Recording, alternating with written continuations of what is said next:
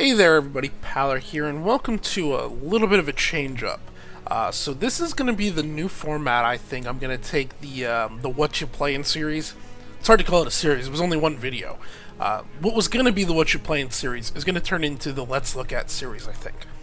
And basically what happened, first let me get this out of the way. It's a little bit early in the morning. If I do some coughing, I apologize. I will try to edit that down in the microphone. I just haven't. My throat's not exactly going yet. Sinuses are still a little clogged up. Anyway, the What You Playin' series was originally going to be as I'm playing through games. You know, make a video before I'm ready to create a full-blown review of it. That way there's some content for the channel. You can look at some games that are maybe relatively new, but maybe a little bit longer and everything, and continue on. It didn't work out well, though, because the games I've been playing lately, well, mainly I've been playing a lot of DayZ. I've been playing a lot of PlanetSide, and just games that are not, won't fit that format, and it's limiting the content I can create because of that. And then the games I am messing around with, like Bannerstock and everything, it's hard to do a What You Playin' video of those due to the way they are, and it would ruin the story, and just too many options there. The Let's Look At series is going to be videos that are anywhere from 15 minutes to an hour long. And not necessarily games I'm going to focus on beating, not necessarily games I'm going to focus on getting reviews of. It's just going to be... One moment. Come on, coffee. Stop messing with me. It's going to be videos just to show you the basic features, the basic options, give you an idea of if the game is running pretty well this way, if it's doing this well, if it's doing this poorly, without going all the way as to review it. I'm not going to put any score on it or anything like that. I'm just going to say, you know, this is what we have. Go ahead and choose for yourself.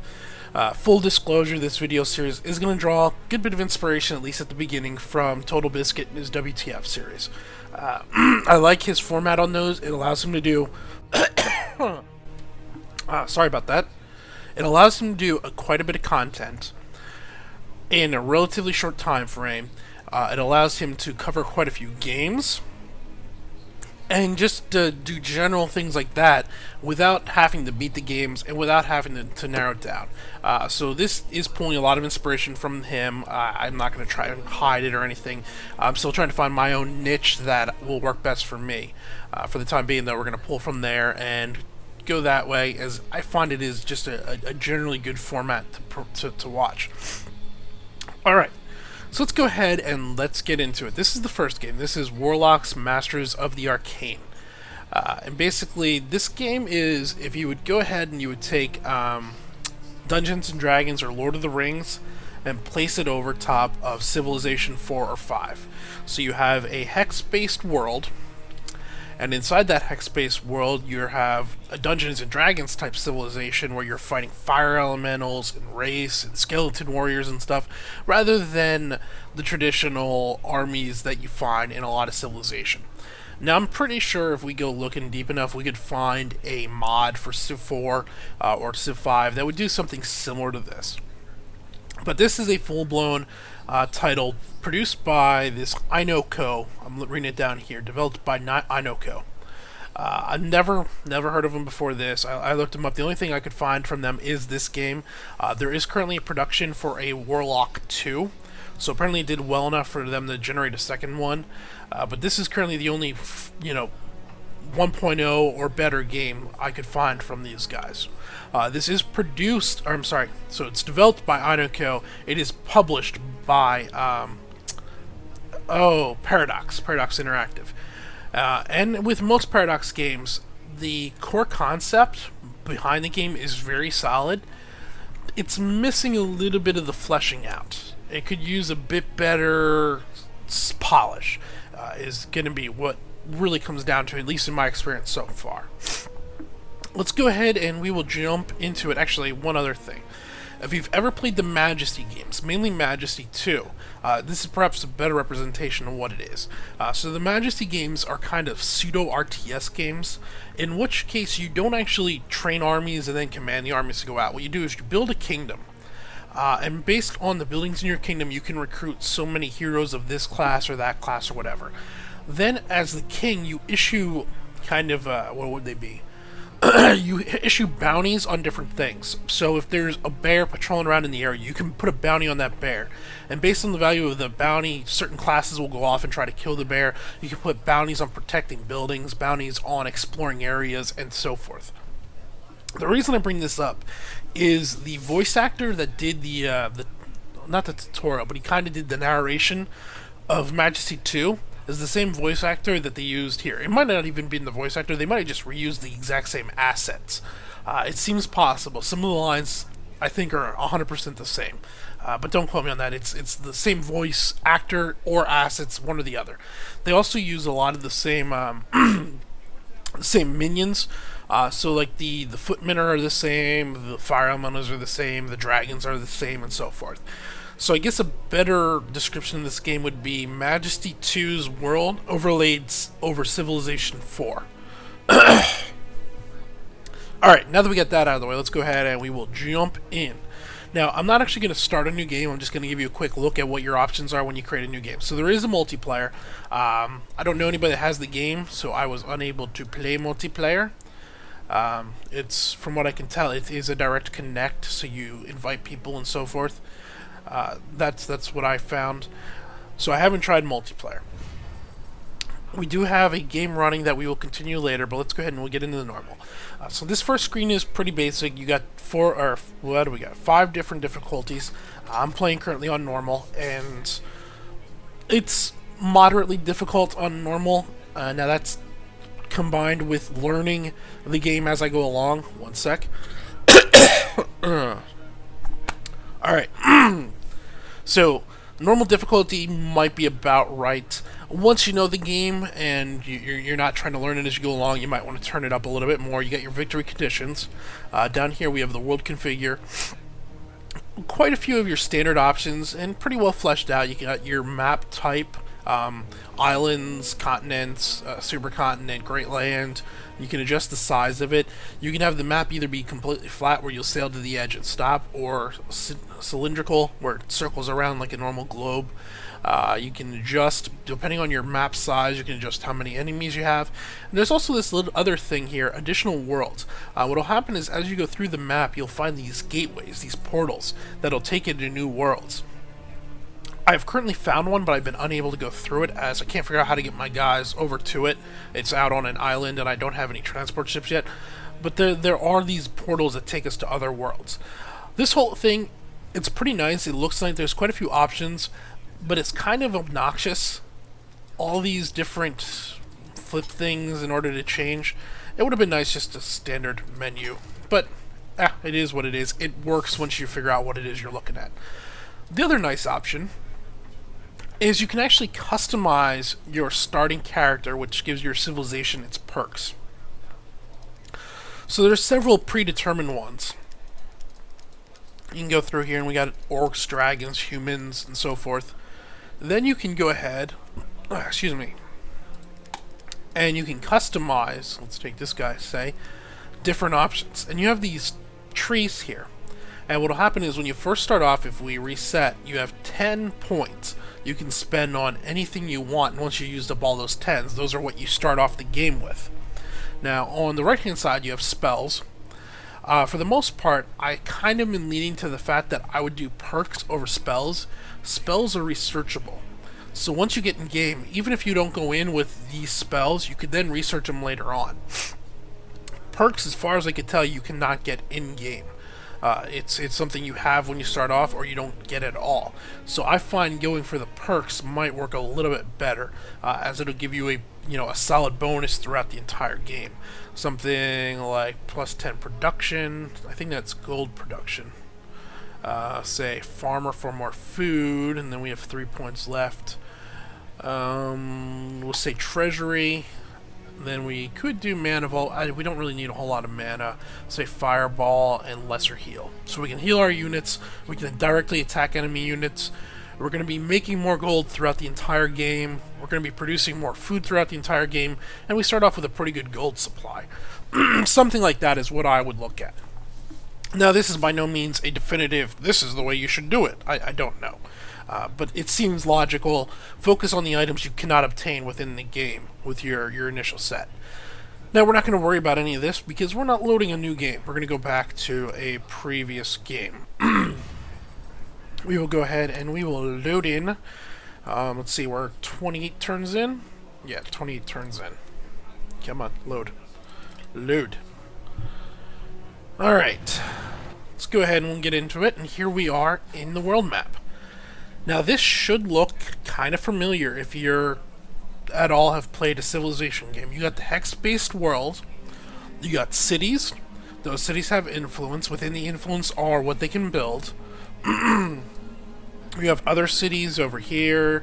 You have allies down here, or people you've met, and so forth. Now, there are some key differences. First of all, these are just going to be the things that I've found so far. I'm only about an hour and a half in.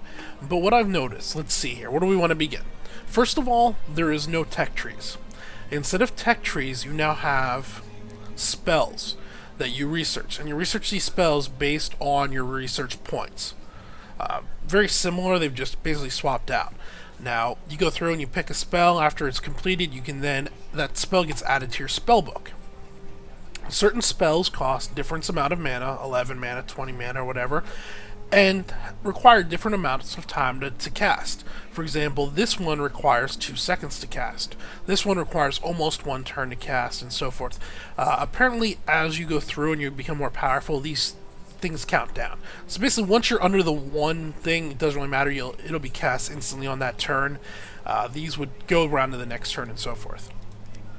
It's an interesting take. There's a little bit of an issue here that I found.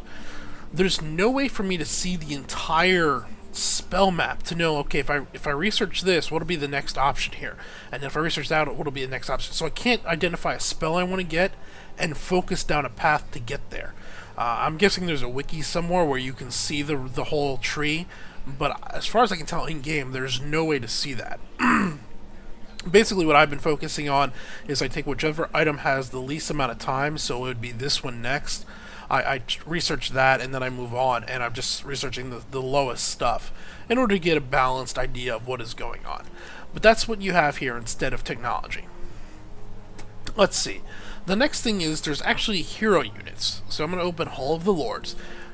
And you see right now we have one hero, Galahad the Loyal.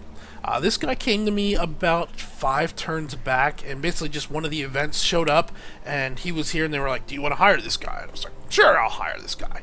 And I want to say he cost me 150 gold. I had 170-ish at the time. So now I'm running around with this guy, and he is right here. I haven't actually gotten him into combat yet. I'm working on that, just to see how he does. Now, he does not actually take control and lead units that you won't stack on units. He's just a solo soldier with 15 attack, 4 movement, and so forth. Compared to these guys that have 9 attack for the entire squad and 11 attack. And these imps have, it doesn't tell me, I can't click on them. So, there are hero units within the game that replace, I guess, kind of like the engineers and so forth from previous sections. Okay, I forgot to... Did I hit okay? Yeah. Let's see. The other 2 large differences I've found in the game. The biggest one I've found is that the other players or the other civilizations aren't really the danger in the game. It's the environment. And this actually kind of goes towards the Majesty part of the game, where there are just really, really dangerous mobs out there in the world. In Civilization, when you play that, you'll run into the barbarians, and maybe the first few turns they're a little bit dangerous, but once you're 20 turns in or whatever, they're kind of just pathetic. You have enough of an army, and you'll have upgraded your basic forces enough that they'll just knock them off without any issue. In this game, there's a lot more random... I don't know what they'd be called. They're not part of a kingdom. They're just, for all intents and purposes, they are the barbarians of this game. They have no allegiance, and they're just running around going rampant. There's a lot more of them, and they range from unbelievably weak to crazy strong. These imp guys here, they're pretty darn weak. But, let's go ahead and move here. This guy Greater Fire Elemental, is ridiculously strong. He's been, I didn't stage that whole thing of not showing him that wasn't the way that was. He killed the unit that was fighting him before. This guy has enough attack that he will do a range attack and take one of these warrior units down to just one guy left. Basically about 10% of their health. He hits that strong. Whereas these warrior units could wipe out these imps in 2 attacks with minor losses. There are other units out here. There is a group of werewolves somewhere in here that just ate one of my archers' faces off, and they're coming this way. And they will probably be here soon unless they get stopped.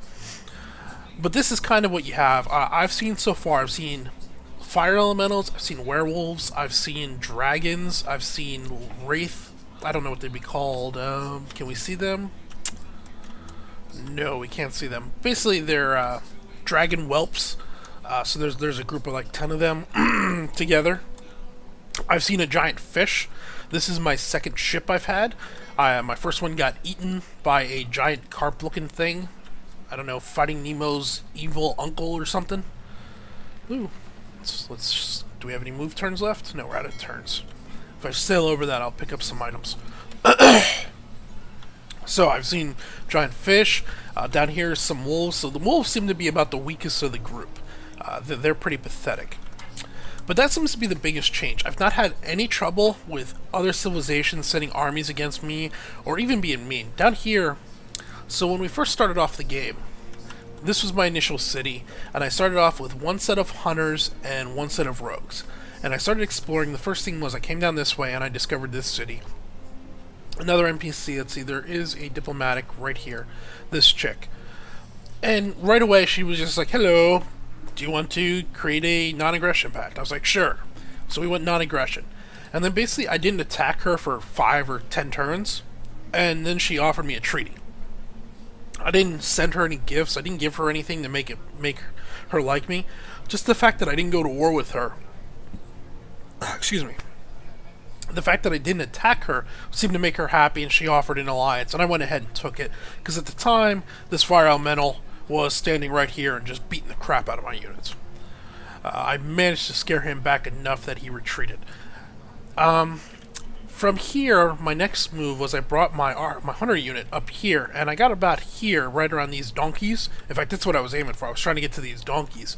Once I got here, there was a Lich King in charge of this little kingdom here, and he just instantly attacked me. So I went ahead and I kicked his butt and I took his city from him. I killed him off, and that's how I got this second city, and so forth. So the actual kingdom was unbelievably easy to take. I've lost easily 4 times more units to this guy than I did in attacking the kingdom, and so forth. So it seems like the balance is more about surviving the world rather than conquering your opponents or the other kingdoms, from what I can tell. So that's the biggest change from the game that I have seen. We've seen the monsters. The smaller change that's quite noticeable is... Can I shoot here? Yeah. I have a quest to kill these wolves. That's what this scroll is. There we go. We get 80 gold. Nice. Alright, the other change is there's no longer a building unit. There's no constructors or peons or anything like that. Instead, cities go ahead and they have... basically, if we hover over here, they have different production. They produce food, mana, gold, and research. Based on their gold production and their food production, as they go through, they'll eventually have enough population and enough production to build a new item. Right now you can see we have insufficient population. So once we have enough population, we'll be able to build like a rogues guild. So we'll click that and we'll put that on some random hex here, and it'll build just over whatever turns. There'll be no units that go out there and build it. It just kind of auto-forms and boom, there it is. And so forth. Now this is both good and bad. If you're somebody that's not really good with micromanaging, and you don't want to use the automation of, like, say, the builders guys in Civilization, this means you can just go ahead and place your unit down and continue on, and then it'll notify you the next time the city is ready to build something, and so forth. Works pretty well. The problem I can see going forward, if this plays out like I would expect, and once you get a pretty strong army and you're conquering places and everything, you're going to create a city or take over a city, There's no way to send like a group of 5 workers to a new city and get it built up real quick. You instead have to wait for, if you're going to put pig pens here, you have to wait for a farm to be available, place the pig pen, then wait 3 turns for it to finish, then you can build the next thing, and next thing, and next thing. So you're going to be slow in how quickly you can expand your city. Now I do know in Civ, for actually placing down some of the other buildings, they're slower, but there were quite a few things that the construction guys, the builders, could do, and those are now gone from it. So I think those are the 2 biggest things I've noticed. The world is more dangerous, and you're limited in how quick you can build due to the reduction of builders. There's some other things. Let's go ahead and play a few turns here. So we got this guy coming out here. I don't think he can attack. Yes, he can. And now, okay. So we destroyed that imp portal. Now we have to hope this guy doesn't die to this guy. And I'm trying to bring him back and let him rest. Let's see. If we click this, we got some units. What do we have here? Oh, those are my archers. Yeah, that's not what I wanted to do. Alright, so let's get the one problem I kind of have with the game going out of the way. The interface, the commands, are not all that intuitive. They're just lacking a little something. Clicking units does not work, so I can't right click or left click and drag around the map to move. I gotta use WASD or scroll to the side and let it sit there, scroll to the side and let it sit there. Not a huge problem. So these are small gripes, but it's kind of goes back to the things with Paradox. Let's see, what other units need orders? Let's bring them forward a little bit. I'm looking for these werewolves to make sure they don't ambush me when I'm not expecting it. You guys rest. Okay, and turn. Oh, he left. No, he's just moved back to attack. Are you gonna live? Live. And we lost our hero. I told you the environment's pretty strong. Are those the werewolves? Those look like just wolves. Old wolves. Move to there. Archers to, say, here. Can you hit? No, you out of moves. You out of moves. Okay. I lost my train of thought. Oh, back to just a general Paradox type game. They miss a little bit of polish, and that's kind of what this game is missing. There's some little things that would have just made it so much better. For example, these hunter units are basically your scouts. In fact, even if you go to them, it classifies them as a scout unit, doesn't it? Yeah, right here. They have a scout ability. But you can't tell them to auto-scout the world. And that's a small thing, but to have to click your hunters every single time and tell them, I want you to move here, I want you to move there, instead of just telling them, hey, go out and scout until something attacks you or you need to stop. It's a minor thing, but it's a bit of a problem. Let's get some production going. Alright, so we have the Warriors Guild, we have the Hunters, the Rangers Guild. Let's go ahead and get a Rogues Guild also. We will put that, say, up here. So that'll be done in 3 turns. Nice. Do we need to train anything else? Let's train another batch of Hunters, and then another batch of Warriors. Close. Okay. We're gonna have you guys. Well, you can't do anything else. What else do we have? You guys just defend. You're watching. They're watching out for this elemental if he comes back. This seems to be his spawn point. He keeps trying to get back to that snowy hill. And from that snowy hill, he'll then attack my city. I don't like that. Okay. But those little polish things, while they're minor, and it doesn't make the game unplayable, doesn't break the game, it just makes the game not quite as enjoyable. Because you're fighting with the this or that instead of just going along and enjoying it. Alright, next turn. We got... Can we shoot these wolves?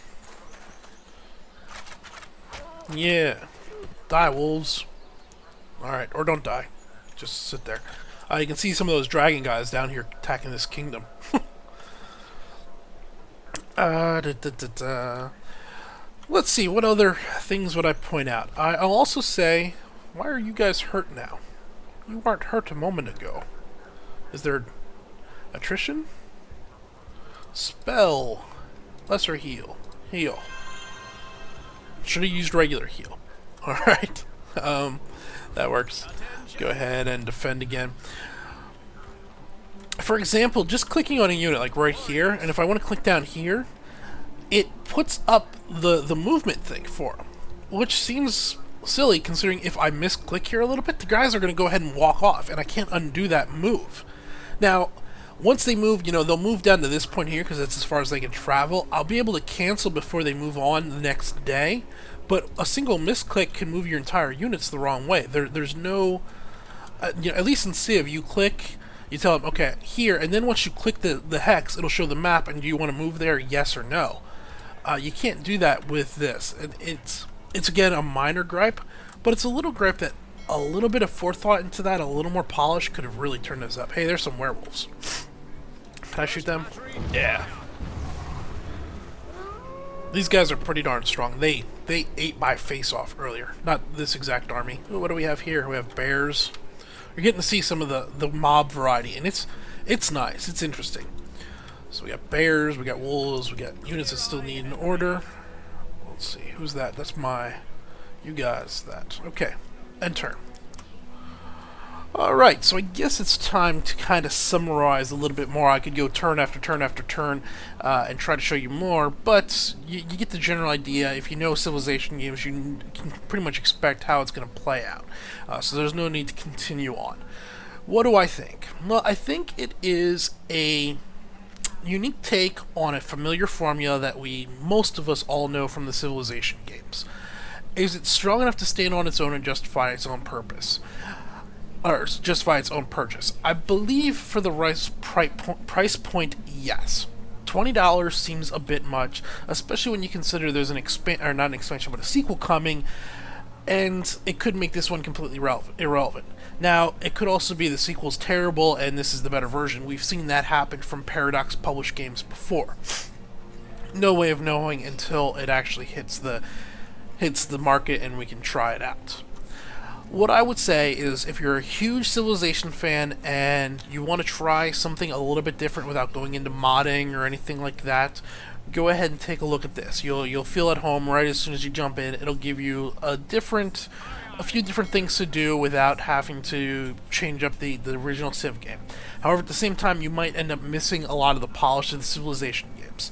I would also say, if you're big into the fantasy world genres, you like the dragons and the undead and all that, you might also enjoy this for those aspects.